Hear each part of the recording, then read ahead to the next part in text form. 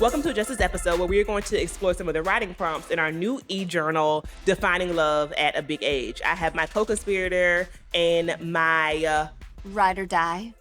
my writer over here, and she's going to ask some questions. So Tashira, what does pleasure mean to you at a big age, and how has that definition evolved over time? So I have learned to have a very expanded view of pleasure. There was a time where if someone asked me what pleasure was, I would have just thought physical intimacy. And now what I understand it to be is a lot more than that. Pleasure can mean self-care time. It can mean a bubble bath. Pleasure can be laughing until your side hurts. Pleasure can be taking yourself on a date, or it can be some freaky, deaky, nasty, kinky sex, which is great as well. I love all those things, actually. And so, what I think is that it took me some time to really come into my own around this.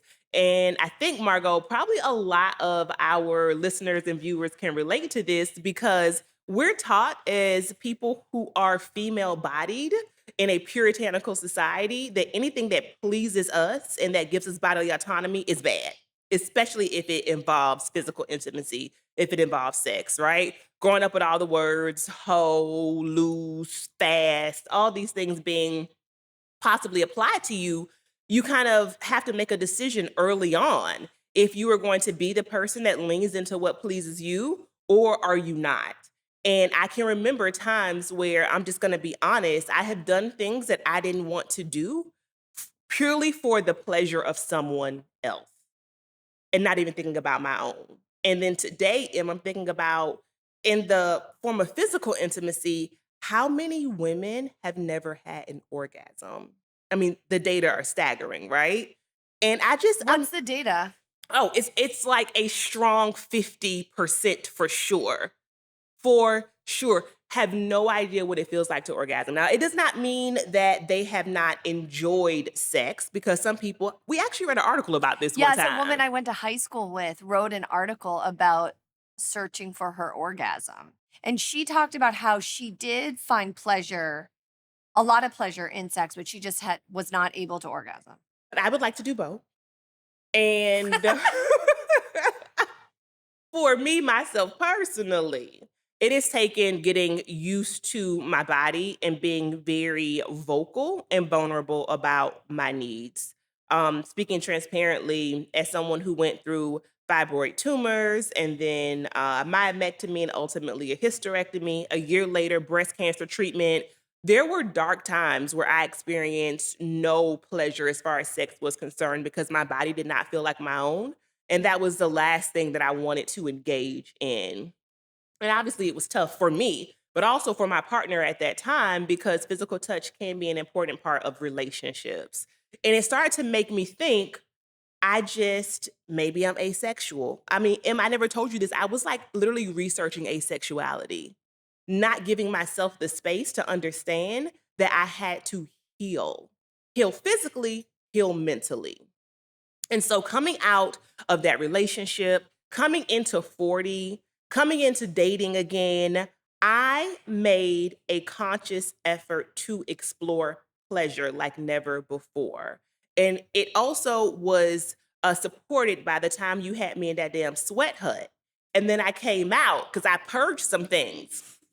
It was snot coming out. It was I almost peed. Everything was just coming out my body. And I came out the sweat hut to take a break. And I was like, I cannot do it. I can't go back in. And our guide was like, you can do it. Mm-hmm. Remember, Victor was on one side. You were on the other side. You remember that? And both of you were just supporting me. And I went back in and we were throwing things in the fire. Now, I'm not saying that you all's experience has to be this profound. I'm just telling you what worked for me. And so we went back and this copal is burning. Okay, it's pitch dark. Somebody's playing an instrument, somebody's singing, and we're just putting stuff in the fire. And I let go of so much trauma. Y'all, I promise you. And again, I'm not saying that every moment has to be that ceremonial, but as someone who is a spiritual person, that meant a lot for me. And I also recognize that that was when I made the first intention that was explicit around freeing myself. And look at me now. I'm enjoying anal. Girl, there's a lot going on. Wait, can I share something from the background here? Yes. So I remember that so distinctly when you said, I deserve pleasure. And I was so embarrassed Why? because I was like, oh my God. I don't know. It's like you have those initial reactions. And first I was so embarrassed. And then I was like, Tashira's so brave to Oh. name it. Oh, But wow. maybe in my mind, I never even thought I deserved that. Come on, Shondo. I was about to say that. And so it was the way in which you had this visceral reaction because yeah, I think what embarrasses us, there's always something there. There's always something deeper, especially when that reaction is automatic. And yeah, I claim that I deserved pleasure. And so, I make Margot really uncomfortable about my penchant for anal. And it's not about that. Okay. It's just that I have explored different parts of sex and sexuality, new sex toys, masturbation, like everything, child. It's all on the table for me. I become a trisexual. I'm just gonna try it. I'm gonna see if I like it. And if I don't, I won't do it again. I fell in love with a stripper. Hey, Foxy. It's just down at assets. And so I've had a good time, and I am so happy that I also took any kind of like the needs to treat myself physiologically serious. So back to this idea of deserving pleasure, it took conversations also with my doctor, knowing that I have been in medical menopause. And so that was another part of my libido just naturally being low, plus being on an SSRI. And so I realized that what I needed to do was take that part of my life in my hands and in my control and not let childhood trauma and not let any of the societal expectations dictate what it meant for me to enjoy physical touch and intimacy. And it has been one of the most joyful moments of this season of my life. So if you hear me talking about thought life, if you hear me talking about white toenail season, if you hear me talking about the 4-part white toenail season manifesto, it is because I have fought hard to get to this point of sexual freedom and liberation. And I'm so proud of myself and for the citizens all across Thoughtlandia for joining me along this journey. You too can support her campaign on Act Blue. For only $1 a day. You too can support a thought in your life. For less than the price of a cup of coffee. For less than the price of a cup of coffee on Mighty Network. You can support You too. Tashira's journey towards better pleasure. Sexual healing. No, I'm serious. No, seriously. I mean, you too can be a hoe.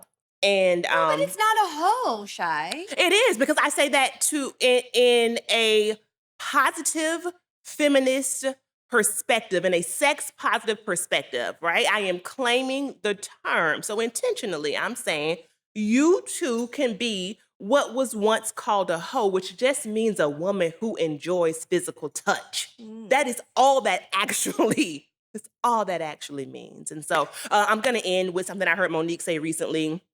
For folks who saw her viral interview with Shannon Sharp, you're familiar with this. But she said that she spent some time with her husband when she first met him. And she was like, oh my gosh. She said, I had to just really tell him I've been with so many men. And she said, I've realized, I've been with this one and that one and that one. I had to come to grips with how many men I have been with. And her husband looked at her and he said, honey, you weren't a hoe. You just had friendly pussy. So may you have friendly coochie. Wait, she really said that? She said that was a joke from Shannon Sharp. Thanks for listening to Justice. We hope you enjoyed this episode. If you'd like to learn more about our podcast, be sure to check us out on our website at justicepodcast.com. You can also reach out to us there if you want to be featured on the show or if you have a business or a product that you think would be a good fit for our audience. Thanks again for listening.